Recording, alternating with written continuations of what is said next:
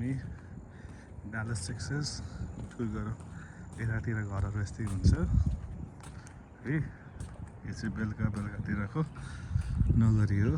लगभग अहिले 7 बजेको छ। यस्तै हुन्छ। अब त्यस्तै हो। अब अमेरिकामा अलिअलि भन्दाखेरि पनि अब मतलब सबै व्यवस्थितै हुन्छ। नेपाल जस्तो कहाँ हुन्छ र। तर उतातिर जङ्गलहरू छ भन्ने। यो लोकेसन चाहिँ के अरे अर्भिङ हो, टेक्सासमा पर्छ। मान्छेको घरहरू यस्तो हुन्छ। मान्छेहरू गाडी लिएर हिँड्छन्। यहाँ सबैकोमा गाडीहरू हुन्छ प्राय।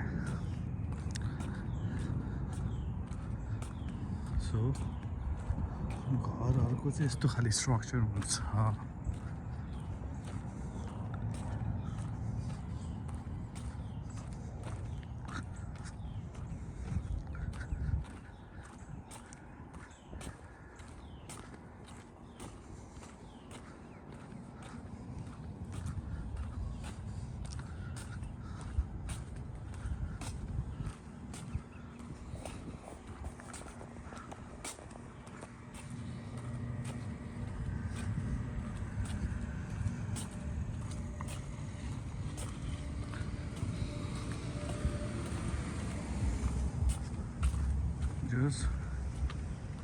शोर सन्नाटा त्यस्तो हुँदैन, शान्त नै हुन्छ।